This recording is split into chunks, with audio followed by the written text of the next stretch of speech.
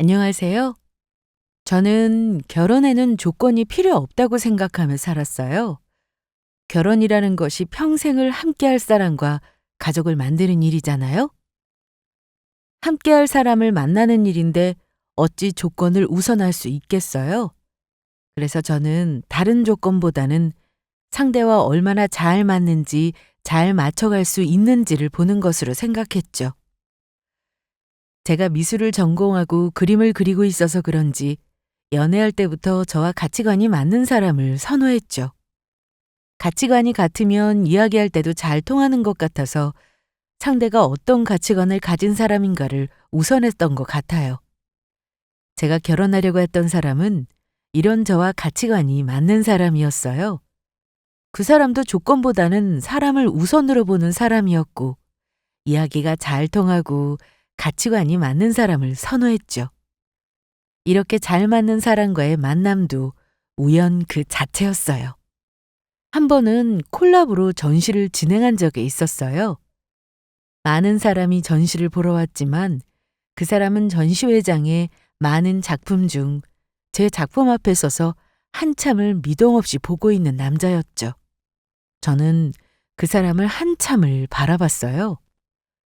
그리고 그 사람이 무슨 생각을 하고 있는 것일까 궁금해졌죠. 무슨 생각을 그리 깊이 하세요?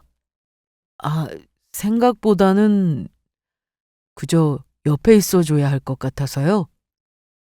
옆에 있어줘요? 네, 그런 생각이 드네요. 모든 게 다 갖춰져 있는 것 같은데, 그런데 무언가 비어있는 느낌이 들어서요. 잠깐 보고 있다는 게 제가 너무 오래 머물렀나 보네요. 그 남자의 말에 저도 제 그림을 들여다봤어요. 정말 모든 것이 갖춰져 있었죠. 모든 게 다 있는데 그 남자 말처럼 뭔가 허전한 느낌도 들었어요. 그리고 그런 그림을 보고 있는 남자를 보고 있자니 그런 허전함이 채워지는 듯한 것 같았죠. 제 그림을 완성해 줄 남자 같았어요. 그렇게 그 남자에게 이끌렸고 그 작품이 제 것인지도 모르는 그 남자와 한참을 이야기했죠. 평생 이렇게 이야기를 나눌 수 있는 사람과 함께하고 싶다는 생각이 들었죠. 그날 전시장에서 만난 이후로 저희는 자연스럽게 몇 번의 만남을 더 가졌고 그 만남에서도 이야기가 잘 통하던 그 사람과 자연스럽게 연애를 시작하게 되었죠. 그 사람은 평범한 회사에 다니는 사람이었어요. 예술을 하는 저와는 전혀 다른 분야였죠. 하지만 그런 차이도 잊을 만큼 말이 잘 통했어요. 그래서 저는 다시 한번 결혼에는 조건이 필요 없다는 제 생각에 확신을 얻었죠. 만남 자체에 조건을 달았다면 지금 만나는 이 사람처럼 생각이 깊고 말도 잘 통하는 사람을 만나기는 힘들었을 거예요. 그래서 저는 이 사람과 더 깊은 미래를 함께하고 싶었어요. 그건 그 사람도 같은 생각이었죠. 이 그림 오랜만이네. 우리가 이 그림으로 이어졌잖아. 맞아. 이 그림을 한참 동안 보고 있는 자기에게 이끌렸지? 우리 만남에는 그림이 빠질 수 없나 보다. 그래서 말인데, 우리 함께 그림 같은 시간을 그려나가지 않을래? 너와 함께 그리는 미래의 그림이라면 무엇이든 함께 할게. 우리 결혼하자. 정말이야? 나도 자기와 함께하는 그림이라면 그게 무엇이든 함께 할 거야. 그리고 그 그림은 최고의 그림이 될 거야. 예비 신랑은 제 작업실에서 처음 만났을 때 보았던 그림을 한참 바라보더니 프로포즈했죠. 저희에게 의미 있는 그림이라 프로포즈가 더욱 마음에 와닿았어요. 함께 그려나갈 미래도 기대하게 되었고 그게 무엇이든 최고가 될 거라고 확신했죠. 예비 신랑이 제 그림을 알아봐주고 제 생각과 마음을 알아주었듯이 저도 그 사람의 마음을 헤아려주며 함께하면서 그 무엇보다 값진 결혼 생활을 하고 있을 거라고 생각했어요. 만난 지 오래되지는 않았지만 마음이 워낙 잘 통했던지라 결혼까지 금방 진행되었죠. 예비시댁에 처음 인사하러 간다는 게 믿기지 않았어요. 무슨 정신으로 첫 만남에 드릴 선물을 준비하고 옷도 신경을 써서 챙겨 입고 갔는지 모르겠어요. 많이 긴장했어? 어, 안 그러려고 하는데 어쩔 수 없나 봐. 어머님이 선물은 마음에 들어 하실지 혹시 첫 만남에 실수하지는 않을지 너무 긴장돼. 실수해도 괜찮아. 우리 부모님도 너를 있는 그대로 좋은 모습만 봐주실 거야. 그래도 혹시나 부모님 마음에 안 드는 부분이 있으면 어떡해. 그런 것 없어. 부모님 내가 그러했듯이 자기를 분명 좋아할 거야. 그러면 좋겠다. 저는 긴장감 가득한 채로 예비시댁으로 향했어요. 예비신랑은 부모님 댁에서 출퇴근하기 힘들다며 따로 알았던지라 예비시댁 동네로 온 것은 처음이었어요. 오래된 아파트로 이루어진 동네이지만 아파트 앞 상가도 잘 이루어져 있어서 부모님이 지내기에는 괜찮은 동네 같아 보였죠. 예비신랑을 따라서 간 예비시댁은 깔끔하고 따뜻한 분위기였죠. 아파트는 오래되었지만 예비 시어머니의 손길이 닿아서 그런지 오래된 느낌보다는 잘 가꾸어진 느낌이 들었어요. 그리고 40평대로 일반 아파트보다 넓은 평수여서 답답함 없이 확 트인 느낌도 있었죠. 어서 와요. 길 막히진 않았어요? 아니에요. 생각보다 수월하게 왔어요. 다행이네요. 여기가 주말 되면서 차가 많이 막혀서 걱정했어요. 그나저나 우리 아들이 예쁘고 참하다고 어찌나 자랑하든지 만나보니까 자랑할 만하네요. 아니에요. 어머님이야말로 훨씬 아름다우세요. 여기 선물이에요. 어머, 예쁜 꽃이네요. 꽃 받아본 지가 얼마인지 몰라요. 고마워요. 예비 시어머니는 집 분위기처럼 따뜻한 분이었어요. 예비 시댁에 들어서는 저를 반겨주었고 말씀도 따뜻하게 해주어서 괜한 긴장을 했구나 싶었어요. 예비 신랑의 말처럼 예비 시어머니도 저를 있는 그대로 좋게 봐주시는 분이구나 생각했죠. 예비 시어머님께서 워낙 따뜻하게 맞아주셔서 잔뜩 긴장하고 있던 것들이 조금씩 풀렸어요. 편한 분위기에서 예비 시어머니와 이야기를 나누었죠. 우리 아들이 좀처럼 연애를 하는 것 같지 않아서 걱정했는데 이렇게 제 짝을 오네요. 하는 일이 어떻게 되는지 물어봐도 돼요? 네, 저는 그림을 그리고 있어요. 전시장에서 제 그림을 한참 동안 보는 모습에 반해서 만나게 되었어요. 어머, 그림을 잘 그리나 보네요. 그럼 어디에서 그림을 그려요? 다니는 회사요? 저는 따로 회사를 다니지 않고 제 그림을 그리고 있어요. 그래요? 그림만 그리기 쉽지 않을 텐데. 유명한 그림 작가인가? 보니까 그림도 비싼 건 엄청 비싸던데. 그리 유명하지는 않지만 그래도 제 그림을 좋아해 주시는 분들이 꾸준히 있어서 전시는 꾸준히 하고 있어요. 예비 시어머니는 그림에 대해 잘 모르신다면서 제가 하는 일을 물어보셨어요. 일반적으로 제가 회사를 다니는 것이 아니라서 어른들께서 생소한 부분일 수 있을 거라고 생각해서 저도 자세히 말씀드렸죠. 그런 질문이 저도 나쁘지 않았어요. 예비 신랑과 제가 그림으로 이어져서 그런지 예비 시어머니께서 제가 그림을 그리는 것에 관심 가져주는 것이 감사하게 느껴졌죠. 그래서 예비 시어머니께서 다른 생각을 하고 계실 거라고는 생각지 못했죠. 그렇게 그림을 할 정도면 일찍부터 그림을 그린 거예요? 네, 어렸을 때부터 시작해서 지금까지 하고 있어요. 부모님께서 오랜 시간 지원해주기 쉽지 않으셨을 텐데. 다행히 지원은 아낌없이 해주셨어요. 저도 대학 가서 저도 그림 가르쳐주고 지금도 전시도 하며 지내고 있고요. 넉넉히 지원해 주실 정도면 괜찮지. 우리는 다른 것보다는 애들 어릴 때 이 집으로 이사 왔거든요. 지금이야 40평대 있는 곳도 많지만 그때는 이 동네에 흔치 않았어. 여기에는 누가 사나 사람들이 궁금해서 집에 찾아올 정도였다고. 예비 시어머니는 저에 대한 궁금증이 끝나셨는지 예비시댁 집에 관한 이야기를 해주셨어요. 처음에 이곳에 아파트가 들어설 때부터 그때 얼마나 좋은 아파트였으며 40평대는 귀하고 귀했다는 이야기였죠. 저는 예비 신랑이 자란 동네도 궁금했던지라 예비 시어머니가 해주시는 이야기를 귀담아 들었죠. 듣다 보니 예비 시어머니께서는 예비 신랑에게 많은 애정을 보이셨고 집을 선택할 때는 자녀들에게 도움이 될 것으로 신중하게 고르셨다는 걸 알았어요. 그리고 그런 곳에서 남편이 어떤 분위기에서 자랐는지 짐작했죠. 오는데 보니까 아파트라 그런지 상가도 잘 되어 있어서 살기 좋을 것 같아요.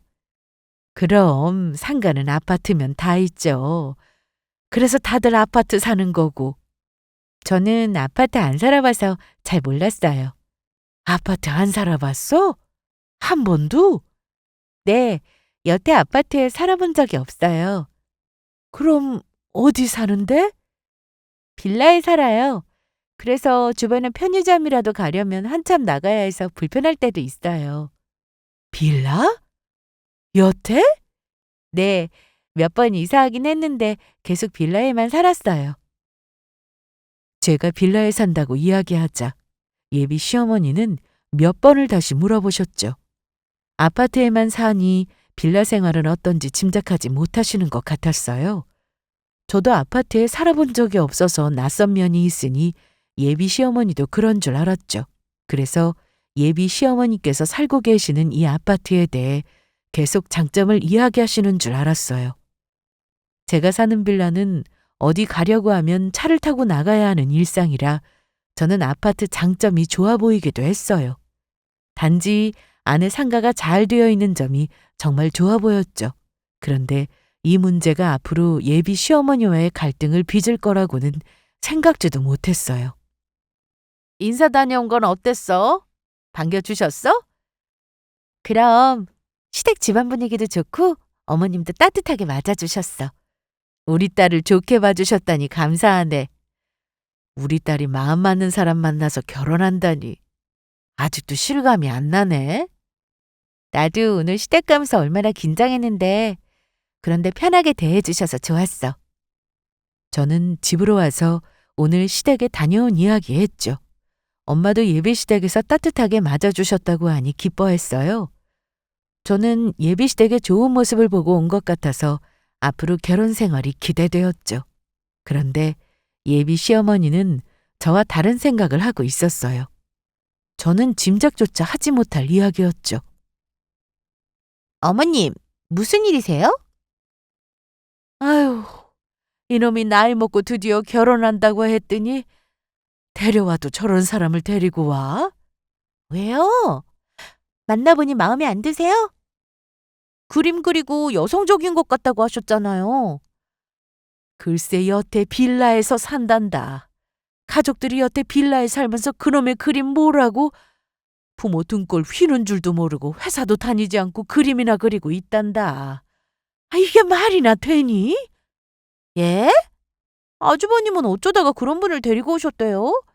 아무리 그래도 여태 빌라 사는 집이라니 차이가 나도 너무 나는데요? 차라리 결혼 안 하고 혼자 사는 게 낫지. 우리 아들이 그 여자 뒷바라지 하는 꼴은 내가 절대 못 보지. 아주버님은 이미 결혼하신다고 생각하시는 것 같은데 무슨 수를 반대하시려고 해요. 제 주변에 보니까 부모님이 반대하니까 영 끊고 따로 결혼하기로 하던데. 아주버님도 그러시면 어떻게 해요? 그건 걱정 마라. 내게도 방법이 다 있으니까. 예비 시어머니는 첫 만남에서 빌라에 산다고 한 제가 마음에 들지 않았어요. 하지만 예비 신랑이 당연히 결혼한다고 생각하고 밀어붙이니 반대하는 마음을 드러내기 힘들었죠.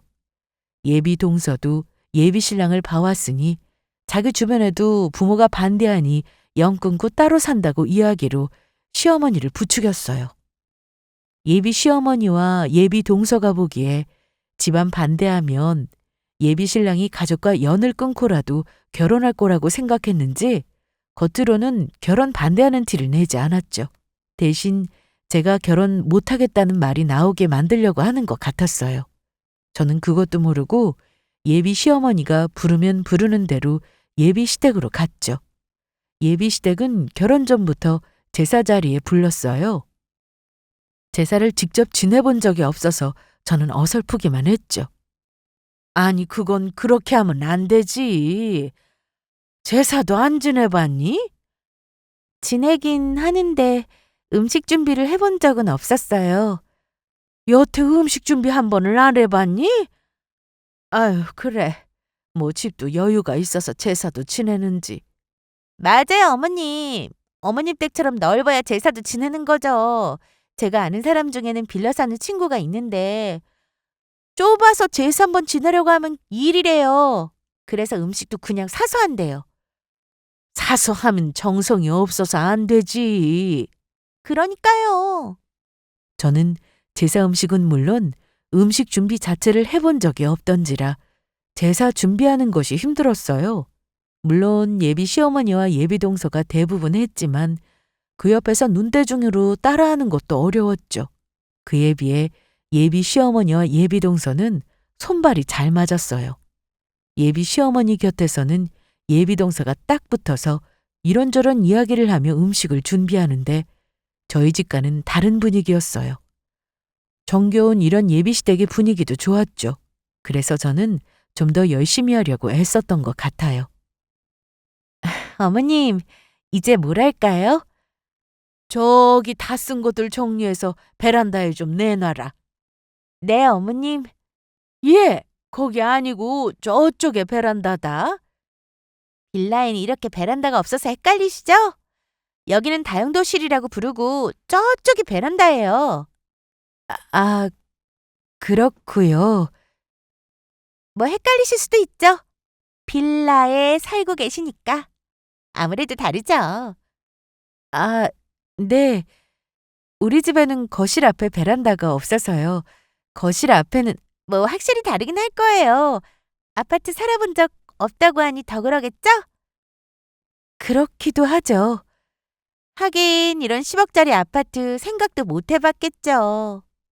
베란다를 제대로 찾지 못한 저에게 예비 동서는 빌라랑 아파트랑 달라서 그런 거라며 이야기해 줬어요.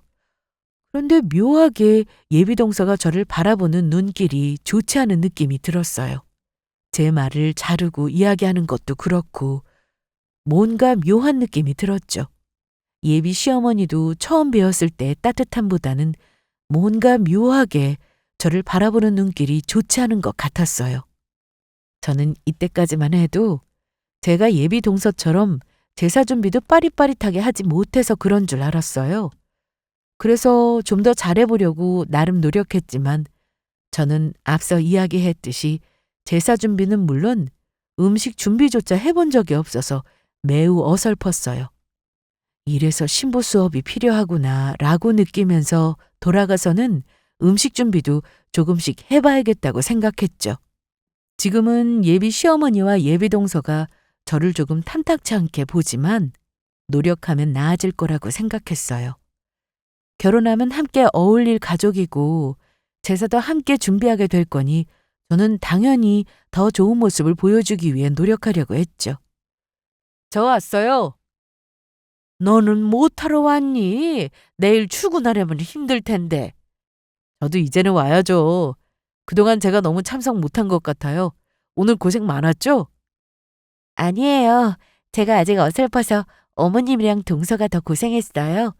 그림 그려야 하는 손이니까 아꼈어요. 아들 자식 키워봤자 다 소용없다더니. 그러지 마세요. 이 사람이 조상들 모시는 일이니 제사 참석하는 게 좋겠다고 해서 결혼 전부터 온 데다가 저도 오라고 한 건데요. 그러니 예쁘게 봐주세요. 평생 이런 일 해본 적 없는 사람이라 어머니가 보시기에 부족할 거예요. 역시 제가 결혼할 사람 하나만큼은 잘 골랐다는 생각이 들 만큼 예비 신랑은 든든한 제 편이 되어주었어요. 말도 어찌나 이쁘게 하는지 오늘 하루 힘들었던 일이 싹 날아가는 것 같았죠. 이런 사람과 함께라면 무엇이라도 할 수 있을 것 같았어요. 예비 신랑은 제가 결혼하고 싶은 이유이자 결혼을 서두르고 싶은 이유이기도 했죠. 물론 예비 신랑도 저와 같은 마음이었어요. 처음에 제가 예비 시어머니로부터 제사 준비에 참석하라는 이야기를 듣고 저는 선뜻 하겠다고 말했죠. 그런데 예비 신랑은 자신도 잘 가지 않는다며 가지 않아도 된다고 했어요. 저는 그런 예비 신랑에게 제사를 지내는데 빠지는 건 아니라고, 퇴근하고 오기 힘들고 내일 출근하기 힘들다는 이유로는 빠지지 말라고 했죠. 그 말을 들은 예비 신랑은 자기 생각이 짧았다며 저를 치켜 세워줬어요. 이건 모두 진심이었어요. 저희 집도 제사를 중요시해서 참석할 수 없는 피치 못할 이유가 아니라면 모두 참석하죠. 그래서 예비 신랑에게도 그걸 이야기한 것뿐이었어요. 그런데 예비 신랑이 그런 저의 모습을 보며 생각이 깊다며 더욱 따랐죠. 예비 신랑과 저의 관계를 보면 어떤 문제도 없었어요. 상대의 말에 귀 기울여주고 존중해주는 마음마저 닮아서 문제될 것이 없었죠. 이런 사람과 함께라면 결혼은 문제없겠다 싶었는데, 그랬는데 정말 생각지도 못한 곳에서 문제가 생겼어요. 차에 짐 좀 싣고 있을게요. 추우니까 조금 있다가 나와요. 그러지 말고 같이 가요. 오늘 고생한 거 누구보다 내가 잘 아니까 이것만큼은 내 말 따라줘요. 예비 시어머니께서 챙겨준 짐을 예비 신랑이 옮기러 갔죠. 저도 함께 도와주겠다고 했지만 예비 신랑은 춥다며 말렸어요. 그래서 저는 나가다 말고 예비 시댁으로 다시 들어갔죠. 정리하는 예비 시어머니를 도와줄 생각으로 주방으로 향했어요. 그런데 주방에서 들려오는 말소리에 저도 모르게 걸음을 멈추고 말았죠. 아주버님 이러시다가 결혼하시는 거 아니에요? 무슨 소리니? 절대 두면 안 되지. 평소 참석하지도 않은 제사까지 오시는 것 보니 쉽지 않을 것 같은데요? 결혼 전에 제사 준비하라고 시키면 알아서 못 온다고 할 줄 알았더니 우리 아들까지 불러들여? 아주 여우다 여우야. 자기가 싫다는 소리는 하기 싫으니 남자 앞세우는 것 아니니? 그러게 말이에요. 보통은 싸우고 안 오는데. 예비 동서와 예비 시어머니가 하는 이야기가 들렸죠. 결혼 승낙받고 당연히 결혼한다고 생각하고 있었는데 예비 동서가 그러다가 결혼하는 것 아니냐는 말에서 저는 그대로 굳어버리고 말았어요. 원치 않게 그 자리에 서서 예비 동서와 예비 시어머니의 이야기를 계속 듣게 되었죠. 마음 한편으로는 이해가 되지 않기도 했어요. 무엇 때문에 저희 결혼을 반대하는 것인지 알 수가 없었죠. 그런데 오늘 제사 준비도 저와 예비 신랑을 떼어놓기 위한 것이었다는 걸 알고 나니 말로 표현할 수 없는 배신감이 들었어요. 저는 결혼 전이긴 하지만 그게 뭐가 중요한가? 어차피 하게 될 결혼이고 어차피 하게 될 제사이니 함께하면 좋겠다는 좋은 마음으로 참석하고 일까지 도운 것인데 저의 이런 마음을 예비 시어머니와 예비 동서는 보려고 하지 않았어요. 오히려 제가 제사 이야기에 날을 세우며 예비 신랑과 싸우며 관계가 틀어질 거라고 생각했는데 그러지 않는 것을 보니 제가 오히려 머리를 써서 예비 신랑을 앞세워 제사를 망치든 제사 참석을 함께하지 않든 다른 수를 쓰고 있다고 보고 있었죠. 적당히 하면 떨어져 나갈 줄 알았더니 불려시한테 제대로 걸렸구나. 그렇게 보통이 아닌 것 같아요. 제가 기 좀 죽으라고 이 아파트가 10억짜리라고 이야기했는데도 눈 하나 깜짝하지 않더라니까요. 이미 알아보고 달라붙은 거지. 10억짜리 아파트라는 걸 알았으니 더 안 떨어지려고 저러는 거 아니니? 역시 없는 사람들이 더 한다니까요. 빌라만 살았는데 10억짜리 아파트 탐이 안 나겠니? 아유, 어쩌다가 저런 게 들러붙어서. 예비 시어머니와 예비 동서의 이야기를 듣고 있자니 화가 났어요. 그동안 제가 노력한 것은 보지도 않고 자기들 마음대로 저를 나쁜 사람으로 만들고 있었어요. 조금 오해하는 수준이 아니라 이미 선을 넘는 예비 시어머니와 예비 동서의 말에 저는 더 이상 지켜볼 수 없었죠. 지금 제 이야기 하시는 거예요? 너 안 갔니? 어머님 말씀하신 10억짜리 아파트 탐내는 불려씨가 저예요? 너는 어디서 안 배운 티나게 남의 이야기를 듣고 있니? 어머님은 어떻게 뒤에서 저를 그렇게 이야기하실 수 있어요? 그동안 저를 그렇게 생각하신 거예요? 제가 예비 시어머니와 예비 동서의 대화에 끼어들자 예비 시어머니는 조금 당황한 눈치였어요. 하지만 그것도 잠시 제게 남의 이야기나 듣는다면서 나무랐죠. 평소라면 저도 다른 사람 이야기를 엿듣지 않았을 거예요. 그런데 이건 들었는데 모른 체 할 수 없었죠. 저는 도저히 이대로 넘어갈 수 없어서 예비 시어머니에게 속상한 마음을 내비쳤어요. 이렇게 이야기하면서도 예비 신랑이 마음에 걸렸죠. 예비 신랑만큼은 저를 알아주고 저를 이해해주는 사람인데 제가 그런 예비 신랑의 어머니에게 이렇게 이야기하는 것이 앞으로 좋지 않은 영향을 미칠까봐 내심 걱정되었죠. 그래서 마음 한편으로는 예비 시어머니께서 예비 동서와 제 험담을 하는 것을 들었지만 그렇지만 지금이라도 실수였다고 그냥 적당한 말로 둘러대기를 바랐던 것 같아요. 하지만 그런 일은 일어나지 않았죠. 그래, 말이 나왔으니 하는데 너는 우리 집 사는 거 보니까 느껴지는 거 없니? 제가 뭘 느껴야 하나요? 얘 봐라. 이렇게 뻔뻔하다니까. 이렇게 낯짝 두꺼운 불려시니까 우리 아들이 홀랑 넘어갔지? 어머님은 마치 제가 어머님 댁을 탐내는 것처럼 말씀하시네요. 제가 왜요? 왜 어머님 댁을 탐내요? 여태 빌라만 살았으니 이런 아파트 보고 눈이 뒤집힌 게지. 그러니 제사 자리까지 꾸역꾸역 와서 어떻게든 한몫 챙겨보려고 한 것 모르는 줄 알아?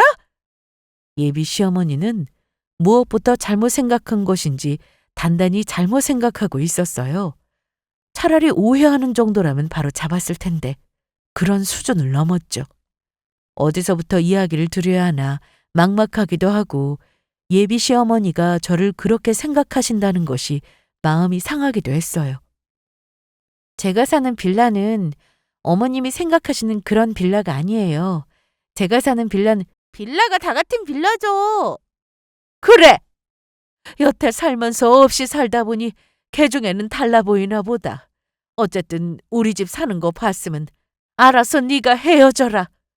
어머님, 제가 정말 어머님이 생각하는 그런 빌라에 살지언정 이런 아파트를 탐내지는 않아요. 뭐? 이런 아파트? 이런 것도 없어서 여태 빌라에서 살면서 무슨 소리야? 우선 빌라에 대한 오해부터 풀려고 했더니 예비동서가 비꼬며 말을 잘랐죠. 저번에도 그랬죠. 예비동서는 제가 이야기를 하려고 할 때마다 말을 자르는 건 물론 비꼬야 말했죠. 예비 시어머니 옆에 꼭 달라붙어서 저를 무시하는 쪽으로 몰아가는 예비 동서에게 화가 났죠. 여기에 더해 예비 시어머니는 끝까지 저를 빌라에서 산다고 무시했어요. 10억짜리 아파트 가진 유세를 다 부린 거죠. 솔직히 이런 아파트는 제가 왜 탐내야 하는지 이해가 가지 않았어요. 너무 말도 안 되는 억지를 부리니까 저도 언성이 높아졌죠. 솔직히 이런 10억짜리 아파트 제가 못하러 탔네요. 오래되고 교통도 안 좋은 이 아파트를 제가 도대체 왜요? 게다가 10억밖에 안 하는 아파트를 제가 왜요? 자기 지금 뭐라고 했어요? 아이고, 내가 살다 별소리를 다 듣는다. 어머님 괜찮으세요? 정말 무슨 말을 그렇게 하세요? 저는 도저히 참지 못하고 언성을 높였을 때 하필 그때 예비 신랑이 들어왔죠. 저는 잔뜩 굳어진 예비 신랑의 표정을 보니 아차 싶었어요. 하지만 저도 억울한 면이 많았어요. 예비 시어머니와 예비 동서가 저를 몰아세우던 것을 예비 신랑은 보지 못했으니 저도 억울했죠. 하지만 예비 시어머니와 예비 동서는 이때다 싶었는지 앓는 소리를 했어요. 예비 시어머니는 머리를 잡고 주저앉으셨고 예비 동서는 그런 어머니 곁에 딱 붙어서 제 잘못으로 몰아갔어요. 순식간에 벌어진 상황에 저는 어찌해야 할 바를 모르고 화가 난 예비 신랑을 따라 나섰어요. 예비 신랑은 차에 타고도 한참을 말이 없었죠. 저는 예비 신랑을 보고 참았어야 했나. 하지만 그 말을 듣고도 가만히 있을 수는 없었는데 라며 오만 생각이 들었어요. 그래도 어쨌든 오해를 풀어야겠다는 생각에 제가 먼저 이야기했죠. 그게 자기가 들어가라고 해서 들어갔더니 어머님이랑 동서가 하는 이야기가 들렸어요. 제가 어머님 아파트 보고 욕심내서 제사까지 따라온 거라고. 제가 빌라에 살아서 어머님 마음에 안 들어서 떼어놓으려고 하셨는데 제가 불려시처럼 따라온다고 해서 저도 모르게. 그렇다고 어머니에게 그렇게 이야기하는 게 맞아요? 그건 저도 경솔했지만 어머니께서 먼저 그렇게 이야기하셔서.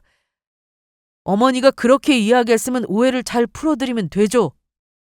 그런데 방금 일 보니 제가 사람을 잘못 봤나 봐요. 저도 이유 없이 그런 건 아니잖아요. 어머님, 말마다 어머님, 어머님! 어머니 핑계 대지 말아요! 예비 신랑은 결국 큰 소리를 냈죠.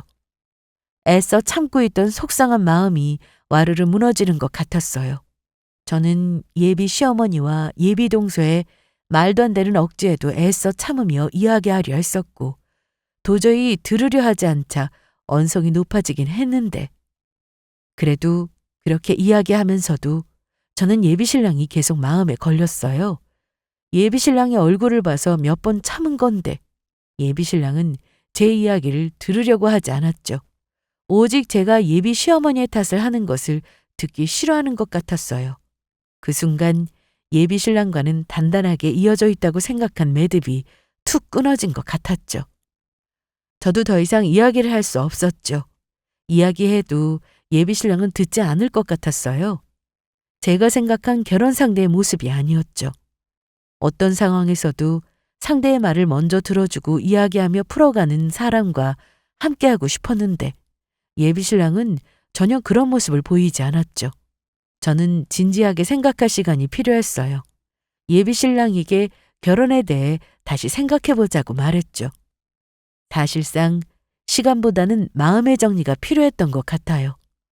저 역시도 이런 관계를 회복시키고 싶은 생각이 없었어요. 굳은 표정으로 집에 들어서는 엄마는 제게 무슨 일이냐고 물었죠. 시댁 다녀온다더니 무슨 일 있었어? 그냥 나 결혼하지 말까봐. 왜? 무슨 일인데? 저는 엄마에게 오늘 예비 시댁에서 있었던 일을 털어놓았어요. 그 이야기를 들은 엄마는 예비 신랑과는 다른 반응이었죠. 엄마는 제 이야기를 들어주며 전적으로 제 편이 되어주었어요. 그걸 그냥 그렇게 이야기하고 왔다고? 나는 그 사람 생각해서 그래도 참았지. 참다 그렇게 말한 건데 그 사람은 내 얘기를 들으려고 하지 않잖아. 어떤 상황에서도 상대의 이야기를 먼저 들어줘야 하는 거 아니야? 원래 그런 순간에 진심이 드러나는 거다. 결혼은 가족에 얽혀 있으니 쉽지 않아. 맞아. 나도 이제 가족인데. 가족들보다 나와 이루는 가정을 더 소중히 여겨줄 사람을 원하는 것인데 그 사람은 아니었어. 그 사람한테도 그 사람 가족들한테도 실망했어. 당연히 그러지. 결혼은 신중해야 하는 거야. 그래서 결혼할 건 아니지? 결혼할 마음은 사라졌는데 이렇게 끝내려는 건 괜히 억울해. 내가 괜히 잘못한 것 같잖아. 그냥 끝내면 안 되지. 제대로 이야기해야지. 엄마는 며칠 지나지 않아서 예비시댁을 우리 집으로 초대했어요. 처음에는 예비시댁에서 결혼시킬 것도 아닌데 못하러 만나냐며 거절했지만 엄마가 몇 번을 설득해서 만나서 정리하는 걸로 되었죠. 저는 일부러 예비 시어머니와 예비 동서를 함께 불렀어요. 혹시나 주소를 보고 눈치챌까 싶어서 모시러 갔죠. 뭘 만나서까지 이야기한다고 그러니? 그래도 중요한 이야기 하는데 어른들끼리 얼굴 보고 이야기해야 하지 않겠어요? 좁은 빌라에서 마음 편히 이야기할 수 있으려나 몰라. 그냥 어머님 댁으로 오는 게 낫지 않았겠어? 그래, 그놈의 빌라에서 뭘 하겠다고? 이참에 확실히 정리해야지. 저는 대꾸하지 않았어요. 어차피 조금 뒤에 집에 도착하면 이런 소리를 할 수 없을 테니 지금 마음껏 하라는 식으로 놔뒀죠. 일부러 제가 들으라는 듯이 이야기하는 험담에도 별 반응을 보이지 않았어요. 그러건 말건 예비 시어머니와 예비 동서는 좁은 빌라가 걱정되고 자신들의 집이 더 좋다고 몇 번을 이야기했어요. 그러다가 집에 다다르자 반응이 달라졌죠. 여기라고? 여기가 뭔데? 아니, 여기라고? 잘못 온 거 아니니? 설마. 집도 아닌 빌라 입구에 다다르자 예비 동서와 예비 시어머니는 믿기지 않는 듯한 표정을 지었어요. 애써 여기가 아니라고 부정하는 듯 했죠. 하지만 예비 시어머니와 예비 동서를 태운 차가 빌라 입구를 지났죠. 입구를 지키던 경비원들이 제 차를 보고 꾸벅 인사를 하는 모습을 보고는 더 이상 뭐라 말을 하지 못했죠. 예비 시어머니는 이곳이 어떤 곳인지 몰라도 자신이 그렇게 자랑하던 아파트와 차원이 다르다는 것을 느끼는 것 같았어요. 신분증 확인하겠습니다. 신분증을 왜요? 왜요? 나는 사돈댁에 초대받아 왔는데요. 네, 들어가시려면 신분증 주셔야 합니다. 어머님, 저희 빌라가 보안이 철저해서요. 동서 뭐해? 제 것도요? 집에 들어가기 전에 로비에 들러 게스트 등록을 먼저 하였죠. 예비 시어머니와 예비 동서는 당황스러운 듯 신분증을 꺼냈어요. 그 와중에 예비 시어머니는 사돈댁에 왔다며 으스대는 것을 보니 어이가 없기도 했죠. 그전에는 결혼도 반대하고 오늘도 굳이 만나야 하냐며 사돈 소리는 하지 않더니 이런 곳에 오니 사돈 소리가 절로 나왔나 보죠. 게스트 등록 후 다시 차를 타고 빌라 단지 안으로 이동했어요. 제가 사는 동까지 이동하려면 바로 이동해야 했죠. 저는 굳이 예비 시어머니에게 말했죠. 제가 빌라에 살아서 그런지 상가도 없고 뭐 하나 하려면 이렇게 차로 다녀야 해서 불편하더라고요. 아니, 그건 빌라라고 하니까. 어머님, 아파트는 오래되고 교통도 별로이긴 하지만 상가가 있어서 참 좋아 보였어요. 그게 10억이라는 거죠? 아. 예비 시어머니는 믿기지 않는지 주변을 둘러봤어요. 한눈에도 고급스러워 보이는 건물들과 조형물로 꾸며진 길이 예비 시어머니의 말문을 막았죠. 여러 번 말하는 것보다 한 번 보여주는 게 낫다고 집으로 예비 시댁을 부르라던 엄마의 말이 맞았죠. 이렇게 집에 도착하기도 전에 얼어붙은 예비 시어머니와 예비 동서를 보고 있자니 괜히 예비 시댁에서 불필요한 말싸움 했나 싶었어요. 그냥 초대하면 될 일을 괜히 힘들게 말로 해결하려고 했던 거죠. 저는 주차를 핑계로 일부러 예비 시어머니와 예비 동서를 미리 내려줬어요. 집 호수를 말하며 먼저 가라고 했죠. 예비 시어머니와 예비 동서는 제가 빠지자 못했던 말이 많아진 것 같았어요. 여기가 대체 뭐냐? 여기 빌라가 맞아? 있잖아요. 고급 빌라요. 그런 건가 봐요. 제가 왜 이런 데 살아? 빌라에 산다며? 평생 빌라에만 살았다며? 이런 곳에서 평생을 살았다면? 평생 빌라에 살았다는 말이 예비 시어머니가 생각한 빌라가 아니라는 것을 깨달았는지 평생 살았다던 그 빌라를 두리번거렸죠. 이런 곳에서 평생 살 정도의 집이었다니. 깨닫고 나니 자신이 무시했던 빌라가 다시 보였죠. 그리고 제가 다시 보였나 봐요. 왜 먼저 가지 않고 여기에 계속 계세요? 형님, 엘리베이터를 누르는데 오지를 않네요? 그럴 리가. 게스트 카드를 써야지 그러라고 준 건데. 아가, 엘리베이터 타는 것도 쉽지 않네. 그렇죠. 아파트보다는 불편하긴 하죠. 빌라여서. 아니, 불편하긴 보안. 그래, 보안이 아주 좋네. 예비 동서는 그동안 부르지 않던 형님이라고 불렀고 예비 시어머니는 제게 아가라고 불렀죠. 이렇게 호칭을 부를 수 있는 사람들인지 그동안 몰랐는데 말이죠. 저는 빌라가 좋다고 말하는 예비 시어머니에게 가볍게 웃어주고는 집으로 들어갔어요.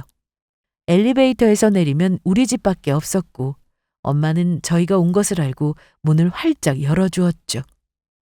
어서 오세요. 오시느라 힘드셨죠? 아닙니다. 편하게 왔습니다. 저희 집이 다 좋은데 손님이 오면 꼭 로비에서 등록하고 와야 해서 그게 좀 번거롭긴 해요. 저희야 오랫동안 그렇게 살아서 익숙한데 그렇지 않은 분들이 오면 불편해하죠. 전혀 불편하지 않았어요. 그럼 다행이고요. 엄마는 예비 시어머니와 예비 동서는 거실로 안내했어요. 거실은 창밖으로는 저녁마당이 있었고 한강뷰가 보였죠. 예비 시어머니는 흠칫 놀란 것을 애써 숨겼어요. 거실 가운데 덩그러니 놓인 소파에 앉았죠. 차는 뭘로 하시겠어요? 저는 커피면 됩니다. 저도 커피, 아니, 제가 그럴 필요 없어. 예비 동서는 그 어느 때보다 빠르게 일어나려고 했죠. 저는 그런 동서를 말렸어요. 저도 엄마도 자리에서 일어나지 않았죠. 얼마 지나지 않아서 가정부가 커피를 내왔어요. 그걸 보니 예비 시어머니와 예비 동서는 안 그래도 잔뜩 움츠러들었던 어깨가 더욱 움츠러든 것 같았어요. 드시죠? 저희 애가 평생 이렇게 살아서 처음 예비시댁에 가서 많이 힘들었을 거예요. 네, 그럴 수 있죠. 댁 어느 동네라고 하셨죠? 그 동네는 가본 적도 없는 데다가 세상에 그렇게 오래된 아파트라니요. 그런 곳에 어떻게 갈 수 있나 싶었는데 그래도 자기가 선택한 결혼이 잘 다녀오더라고요. 네. 게다가 평수도 40평밖에 안 되는 그런 좁은 곳에 제사를 지낸다고 하는데 준비를 제대로 되는지 참 말은 안 했지만 내심 걱정 많이 했습니다. 네, 걱정하실 마음 충분히 이해합니다. 네, 자신이 선택한 일이니 그냥 지켜보았는데 사부인께서 결혼을 반대하신다고 하니 얼마나 다행인지요. 아, 그런 반대한다기보다는 집안 분위기가 다르다고 이야기했던 것인데 그렇게 받아들여졌나 봅니다. 그렇지? 네네, 반대라뇨, 설마요. 그래요? 제가 딸아이에게 들은 것과는 다르네요. 어찌됐든 집안이 이렇게 차이 나니 어차피 결혼은 힘들지 않겠습니까? 엄마의 말에 예비시모와 예비동서는 한편이 되어 수습하려 했어요. 빌라에 산다며 무시하고 결혼을 반대하던 모습은 찾아볼 수 없었죠. 엄마가 어찌됐든 결혼은 힘들다고 하니 예비 시어머니는 저를 붙잡으려는 듯 말했죠. 예, 내가 뭘 또 그렇게 반대했다고 그러니? 반대할 입장은 아니지만 반대하셨죠. 아니, 그건 내가 잘 모르고. 이제 정확히 하셨잖아요. 저희 집 사는 거 보니 뭐 느껴지시는 것 없으세요? 저는 예비 시어머니가 제게 했던 말을 다시 돌려주었어요. 우리 집 사는 거 보니 뭐 느끼는 거 없냐며 우쭐대던 그 말이 다시 예비 시어머니에게 돌아갔죠. 저는 그 말을 듣고 그저 어이없을 뿐이었지만 예비 시어머니는 눈앞에서 본 엄청난 집안 차이에 말문이 막혔죠. 말에도 힘을 가지려면 그걸 받쳐주는 배경도 중요하다는 것이 이런 것 때문인가 봐요. 제가 예비시댁에서는 그토록 말하려고 할 때는 들어주지 않던 것들이 지금은 그들의 말문을 막았죠. 그래도 너희끼리는 사위 좋잖니. 그러니 우리 아들 봐서 다시 생각해 볼 수는 없겠니? 그랬었죠. 그런데 그날 일 때문에 그 사람에 대한 믿음도 사라졌죠. 어머니께서 원하시는 대로 됐어요. 그건 내가 아들에게 잘 이야기해보마. 그러니 오늘 이렇게 보자고 한 건 파혼 이야기를 어른들끼리 만나서 확실하게 매듭 지으려고 한 겁니다. 아니, 아이들이 아직 마음의 정리가 되지 않았는데 어른들이 나서서 이렇게 뜯어말리는 건 아니죠. 저희 아이는 이미 정리가 끝난 것 같은데요. 저는 콕 집어서 파혼의 원인이 예비 시어머니라고 말했어요. 그토록 아들에게 좋은 짝을 맺어주고 싶어 하던 분이었으니 자신 때문에 이렇게 좋은 결혼이 깨졌다는 것을 평생 안고 가는 것이 최고의 복수라고 생각했어요. 저는 그래도 일부러 예비 시어머니 때문이라고 말했죠. 예비 시어머니는 어떻게든 파혼만큼은 막아보려고 하는 것 같았어요. 자신이 싸움을 만들어 놓고는 그걸 자신이 아들에게 잘 이야기해 주겠다고 말했죠. 그런데 이미 예비 신랑과 싸움으로 관계는 틀어질 대로 틀어졌어요. 그게 한 번뿐이었다고 하더라도 그 한 번으로 저는 모든 것을 본 거죠. 예비 시댁의 이런 모습까지요. 제가 예비 시어머니를 탓하고 엄마가 단호하게 말하자 예비 시어머니는 더 이상 말을 이어갈 수 없었어요. 짧은 만남으로 단호하게 파혼을 전달한 셈이죠. 마지막 예의를 차리며 현관문 앞에 배웅을 해드렸죠. 그럼 조심히 돌아가세요. 아이고, 내가, 내가 우리 아들 결혼을. 제가 현관문을 완전히 닫기도 전에 예비 시어머니는 뒷목을 잡고 주저앉았어요.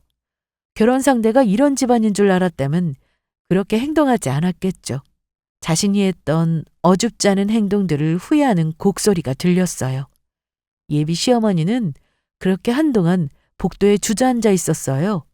저는 인터폰으로 확인하며 예비 신랑에게 연락했죠. 어머님 지금 우리 집 앞에 계셔. 모셔가. 어머니가 왜? 오늘 파혼 얘기 어른들끼리 한다고 우리 집 오셨잖아. 파혼 얘기라니. 그걸 왜 어머니가. 설마 모르고 있었어? 그때 일 때문에 어른들끼리 오셔서 이야기한다고 오셨는데 복도에 계속 앉아 계시네? 그러니 모셔가. 그날 이후로 예비 신랑과 제대로 된 연락을 한 적이 없었어요. 시간을 갖자는 의미가 어떤 무게를 가졌는지 저와 예비 신랑은 잘 알고 있었죠. 이런 면에서는 예비 신랑이 참 잘 맞았죠. 가볍게 듣지 않았다면 파혼 이야기가 나올 거라는 걸 짐작하고 있었겠죠. 그런데 그걸 예비 시어머니가 저희 엄마와 이야기를 할 거라고는 생각지 못한 것 같았어요. 아들 몰래 파혼 이야기를 하고 정리할 생각이었던 것 같았죠. 그렇게 하면 확실히 저를 떼어놓을 수 있을 거라고 생각했는데 생각했던 빌라가 아니어서 지금 땅을 치고 후회하는 거죠. 시간이 얼마 흐르지 않아 예비 신랑이 왔어요. 복도에 주저앉아 있는 예비 시어머니를 일으켰죠. 엄마, 여기는 또 왜 오셨어요? 아니, 나는 그렇게 파혼시키고 싶어 하셨는데 이제 파혼하고 나니까 속이 후련하세요? 어떻게 다시 이야기해보면 안 되겠니? 그래도 네 이야기라면 들어줄 것 아니냐. 이미 다 끝났는데 뭘 들어줘요. 다 끝났다고요. 예비 신랑의 말에 예비 시모는 땅을 치던 손이 자기 가슴을 향했죠. 아들 결혼을 망쳤다는 생각에 자책하는 것으로도 모자라 아들의 원망까지 들었으니 평생 마음의 짐을 짊어지고 살아가겠죠. 그리고 그것만큼 부모로서 힘든 짐도 없을 것 같았어요. 반면 저는 예비시댁이란 짐을 덜었죠. 자신의 것만 최고라고 여기고 상대는 없이 여기는 이런 시댁에서 벗어날 수 있는 것만으로도 다행으로 여겼어요. 그리고 중요한 순간에 제 편이 되어주지 않은 예비신랑의 모습을 보았다는 것도 참 다행이었죠. 결혼이라는 평생 함께하는 사람을 선택하는 일인데 이런 사람들과 평생을 하기에는 힘들었죠. 여러분도 결혼을 준비할 때 신중하게 결정하겠지만 평생 함께하는 사람을 선택하는 일인 만큼 신중에 또 신중을 기했으면 좋겠습니다. 긴 저의 이야기 들어주셔서 감사합니다. 제 이야기는 여기까지입니다.